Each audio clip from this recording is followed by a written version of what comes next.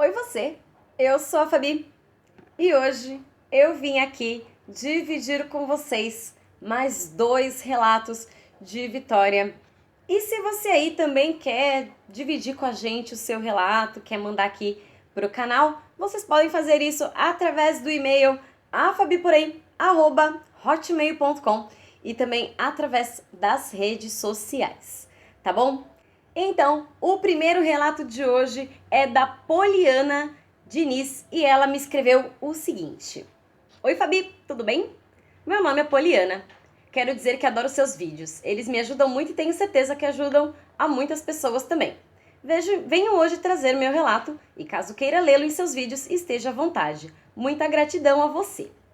Nasci em uma família católica praticante. Tenho 2 irmãos, sendo eu a filha do meio. Durante minha infância e adolescência, frequentei a igreja católica. Fiz primeira Eucaristia e cheguei até a me crismar.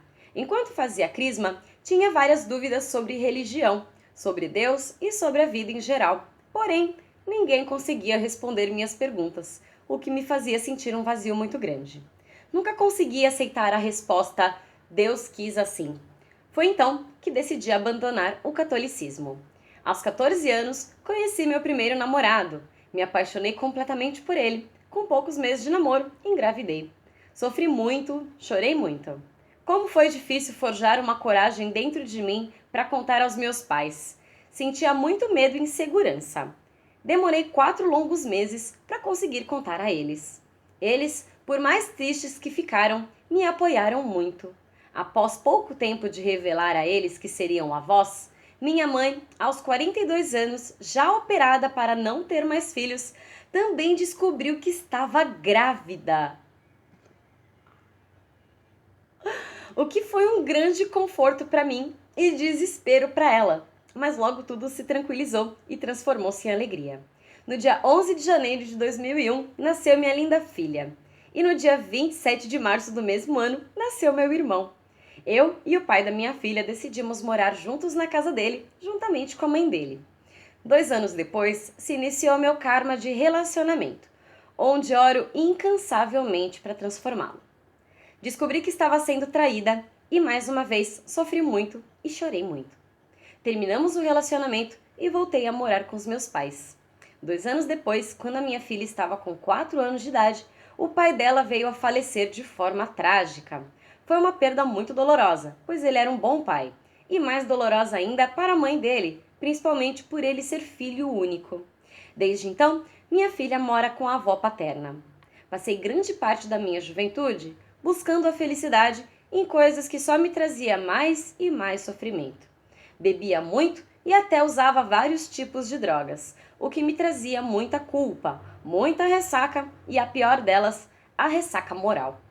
No início de 2010, me apaixonei novamente. Ficamos juntos por 5 anos. Nesse meio tempo, fizemos amizade com uma pessoa da organização. Ele nos apresentou o budismo, mas eu achava tudo que ele falava muita loucura. Mas ele nunca desistiu de mim. Estava lá em todos os momentos, nos bons e nos ruins. Quando esse meu relacionamento terminou e ele viu que eu estava sofrendo muito, ele se aproximou ainda mais de mim com o objetivo de me ajudar e de me ver feliz. Foi então que recitei pela primeira vez o Nam-myoho Renge-kyo. Comecei a me sentir melhor. Fazia daimoku e lia sobre o budismo. Fiquei encantado com a organização, então decidi que era isso mesmo que eu queria para minha vida. Com essa proximidade desse meu amigo, nos apaixonamos e fomos morar juntos no início de 2016. E em junho desse mesmo ano, eu recebi o meu Gohonzon.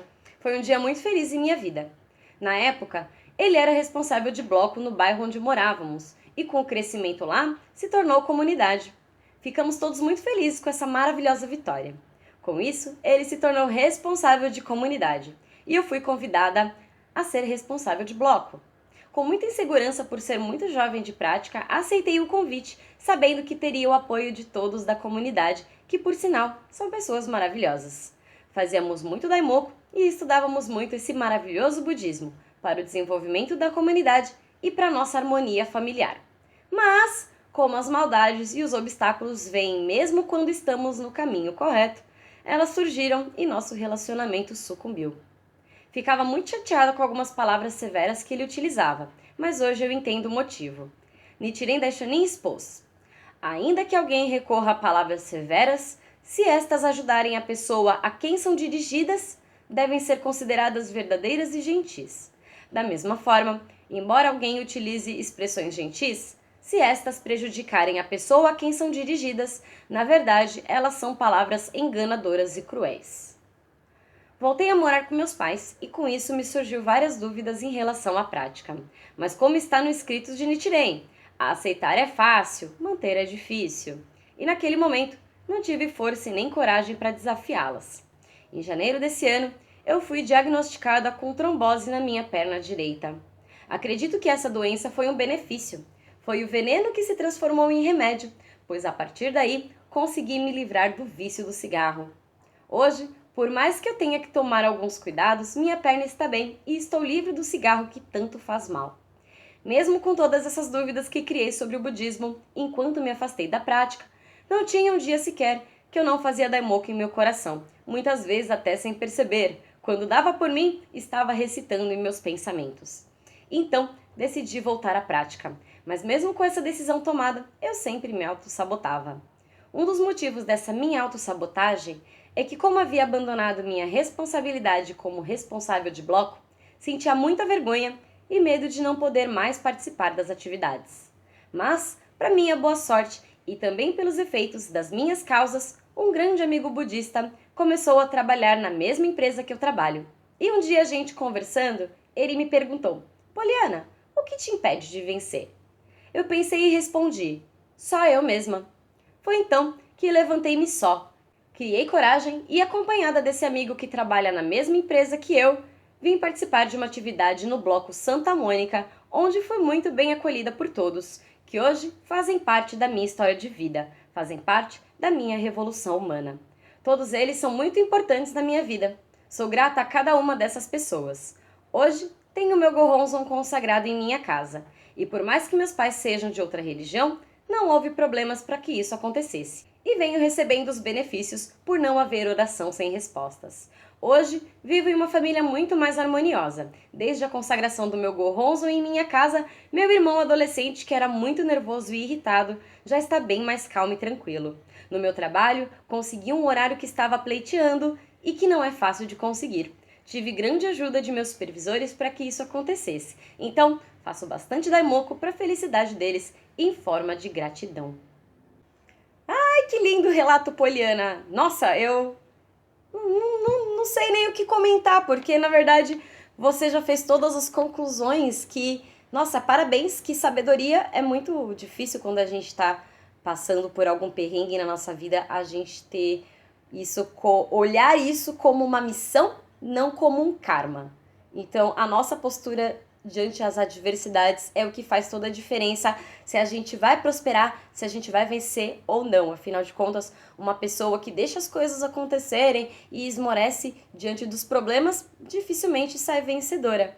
E, nossa, que história bem louca. Você tem uma filha com quase a idade do seu irmão. Imagino o susto da sua mãe. Nossa, na hora achei bem engraçado, ainda mais pelo fato dela ter feito cirurgia já para não ter filhos. Na verdade, engraçado não é o termo, né? Na verdade, não devia acontecer, mas que bom que as coisas estão se acalmando com seu irmão, que estava meio rebelde. E parabéns por essa sabedoria frente a esses obstáculos, frente a esses problemas emocionais, de relacionamento que você teve. E muitas vitórias surgirão e é legal a gente conseguir olhar para trás e reconhecer que se a gente está numa posição de dificuldade, é só a gente olhar para trás que a gente, tendo essa percepção, consegue descobrir por quê. Afinal de contas, como eu já falei em diversos vídeos, tudo é causa e efeito. Então, se a gente quer saber por que a gente está passando por determinada dificuldade,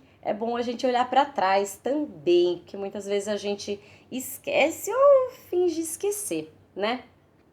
E o segundo relato de hoje é do Daniel Oliveira e ele me escreveu o seguinte: bom dia, Fabi. Meu nome é Daniel, moro em Taubaté, São Paulo. Sou casado e pai de duas lindas meninas. Uma delas é a Melissa, a Mel. Vamos ao relato. Não sei se pode ser considerado relato. Nasci e cresci em uma família extremamente católica. Meus pais foram por mais de 8 anos coordenadores da paróquia que frequentávamos. Quando passei em um concurso, comecei a trabalhar e poderia me sustentar. Comecei a me afastar da igreja, como em relatos de outras pessoas, fiz primeira comunhão, crisma, fui coroinha, cantava nas missas, etc. Realmente, inclusive, como o relato da Poliana e como o meu próprio relato. Não concordava com várias coisas e não conseguia aceitar que julgassem e falassem mal de tudo e de todos, inclusive alguns padres durante a homilia. Até o ponto que, quando conheci minha esposa, 9 anos atrás, pouco participava. Ela se dizia católica não praticante, assim como eu, mas a verdade é que concordamos menos ainda com outras religiões que conhecíamos. Nos casamos apenas no civil, porque o valor da festa e casamento religioso sairia quase o mesmo valor que gastaríamos para mobiliar o apartamento. Logo, foi apenas no civil e um churrasco para os amigos. Foi um dos melhores dias de nossas vidas. A família da minha esposa é bem tranquila, mas os meus pais nunca aceitaram muito bem o fato de termos casado apenas no civil. O tempo foi passando e vieram nossas filhas, foram batizadas e tudo mais. Nos cobrávamos para frequentar mais a igreja, mas não tínhamos aquele ânimo para participar. Até porque as meninas são agitadas, e em uma missa para crianças, o padre disse que os pais deveriam controlar suas crianças para que elas não atrapalhassem a celebração e fossem aprendendo como se comporta na missa. Acho que foi uma das últimas vezes que participamos de uma missa. Como nascemos em famílias católicas, acabamos instaurando os ritos católicos, inclusive a oração da noite. Porém, às vezes tínhamos que brigar com a mais velha, a Mel de 5 anos, para rezar antes de dormir. Já com o Daimoku é totalmente diferente. Ela fica nos cobrando todo dia para fazermos a oração junto com ela pela noite e que façamos junto com ela depois da escola. É muito estimulante e nos mostra que estamos no caminho certo. Sei que já me estendi bastante, mas vamos para o nosso encontro com o budismo. Todos os dias na saída da escola, nos encontrávamos com a mãe de uma menina que estava um ano acima da Mel e de um pequenino muito especial que era um ano mais novo que ela. Não nos falávamos muito, mas como é uma escola bem pequena, os alunos conhecem todos dentro da escola e todo dia, depois que saía da escola e ficava brincando no parquinho ao lado com as duas crianças que mencionei acima. Sempre víamos uma bandeirinha no vidro do carro deles e minha esposa, que nem é curiosa, quando atingiu o mínimo de convivência necessária, não se aguentou e perguntou de onde era. Ela nos contou que era budista e que aquela era a bandeira da organização, que se tivéssemos interesse, ela nos convidaria para participar de uma reunião. Lá fomos nós. Depois de uma conversa e da curiosidade aguçada, participamos da reunião e sentimos uma paz que há muito não sentíamos em participar de uma atividade religiosa. Nesse primeiro dia, não levamos as meninas. A Maia tem 2 anos, mas falaram pra gente que podia e não tinha problema nenhum elas brincarem durante a reunião. Começamos a praticar no começo de maio e decidimos nos converter e receber o Gohonzon, que deve acontecer em uma reunião no dia 24 de junho, que por sinal é o meu aniversário. Já passou, então parabéns pela consagração do Gohonzon e parabéns pelo seu aniversário. Estávamos muito felizes e conseguimos perceber algumas mudanças na nossa forma de pensar e agir. Parar de nos sentirmos vítimas de algumas situações, de buscar o copo meio cheio e nos levantarmos só. A Manu falou que seus vídeos são como seriados e quando acabasse de assisti-los ia bater aquela ansiedade pro próximo. Eu já consegui terminar de assistir a playlist de budismo e confesso que estou com esse sentimento de seriado mesmo. Não estou querendo pressionar, nem consigo imaginar a correria da sua rotina. Só queria agradecer mesmo e dizer que você me ajudou a tirar algumas dúvidas que tínhamos. E já estamos sabendo sobre alguns assuntos que só íamos nos deparar com o tempo de prática e estudo. Você nos ajudou a oficializar a conversão. A partir daqui, é relato que estou dividindo com você sobre a nossa transformação inicial. O meu cunhado, que é 10 anos mais velho que a Manu, minha esposa, tinha por hábito, quando achava que ela estava errada por algum motivo, se sentia no direito de agredi-la fisicamente, o que era corroborado pela família dela, que dizia que se ele estava batendo, é porque ela tinha dado motivo. Chocada. Quando começamos a namorar, o segurei em um momento que ele estava se preparando para bater nela. E ele me agradeceu e pediu desculpas. Mas esse episódio fez com que ele parasse de se falar por uns 2 anos. Quando ela estava grávida da Mel, Eu a incentivei a voltar a falar com ele, visto que parecia que ele havia se arrependido. Tudo estava indo muito bem, até que após um cateterismo que meu sogro teve que fazer em novembro do ano passado, e isso depois de ter superado um câncer no esôfago por conta de cigarro e bebida, ficado 1 ano sem fumar ou beber e depois voltar a fazer tudo que sempre fez de novo. Como ele ia precisar fazer o procedimento, não poderia trabalhar fazendo entregas de compras na internet.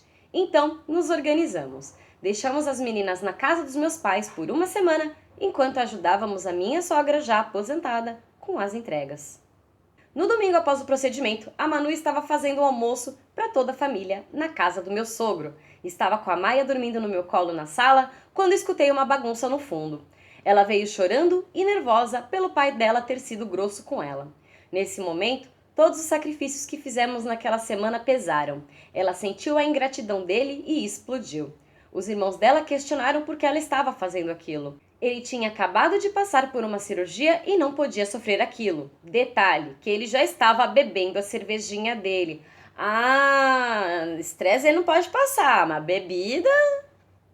Falei para ela deixar tudo que tínhamos comprado pro almoço para trás e queríamos ir embora naquele momento. Me levantei com a pequena no colo e estava saindo de casa.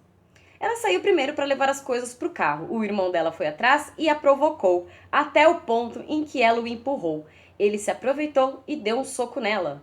Ela me chamou, coloquei a pequena sentadinha no chão e saí sem perguntar, partindo para cima dele. Eu, que sou tranquilo e calmo, perdi totalmente a paciência naquele ponto.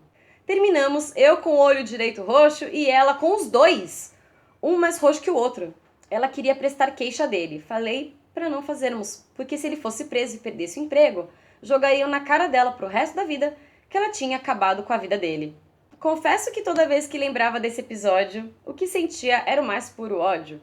Não existe outra palavra para descrever o que sentia. Nos afastamos de todos os eventos em que poderíamos encontrar com ele.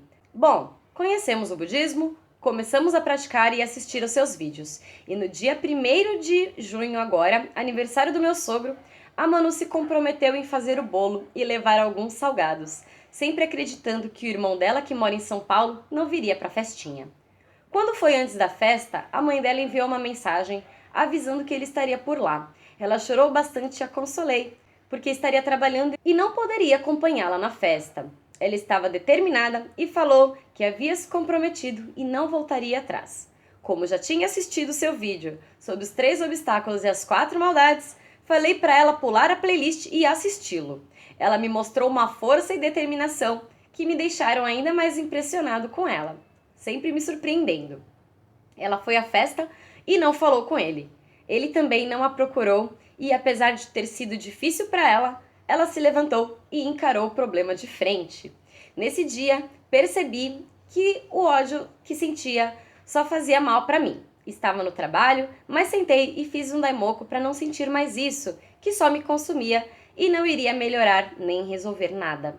Não sinto mais ódio, ainda me sinto incomodado, mas já consegui passar um tempo na mesma casa que ele esse fim de semana, aniversário da minha irmã. Ignoramos a presença dele e acredito que ele ficou muito mais desconcertado com a nossa presença do que nós com a dele. Esperamos conseguir, com a nossa revolução humana, chegar ao ponto que faremos daimoku para a felicidade dele. Sei que me estendi bastante, não mudamos muito, mas o pouco que mudamos já fez toda a diferença na nossa vida.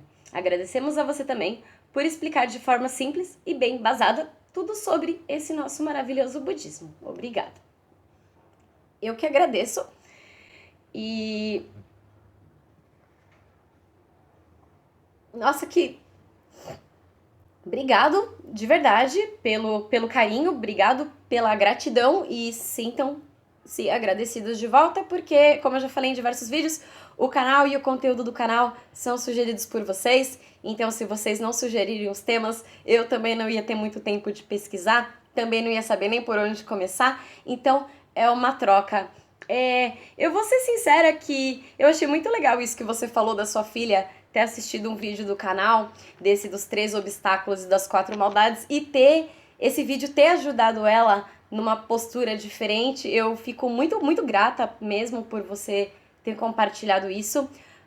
Vou compartilhar uma coisinha meio besta com vocês, mas muitas pessoas falam assim, ah, Fabi, mas se você tivesse um filho, ia ser um ser humano de grande valor. Mas eu acredito que já tem tantos seres humanos nesse mundo e eu tomei pra mim como uma meta de tentar ajudar essas pessoas a criarem valor, sem pra isso ter que criar um novo ser humano de valor. Então, saber que eu ajudo vocês a pensar de uma forma mais positiva, de uma forma diferente, de uma forma onde a gente consiga pensar também no bem-estar de outras pessoas, além do nosso próprio umbigo, me deixa muito contente. E eu vejo que esse trabalho todo, realmente, como você falou, a minha rotina é muito corrida, muitas pessoas me cobram muito, principalmente vídeo de budismo, e mesmo assim eu procuro tentar fazer o melhor que eu posso, às vezes demora pra sair, mas é o melhor que eu consigo, como eu já falei. YouTube não paga as minhas contas, eu tenho emprego, eu tenho casamento, mas muito obrigado pelo apoio. E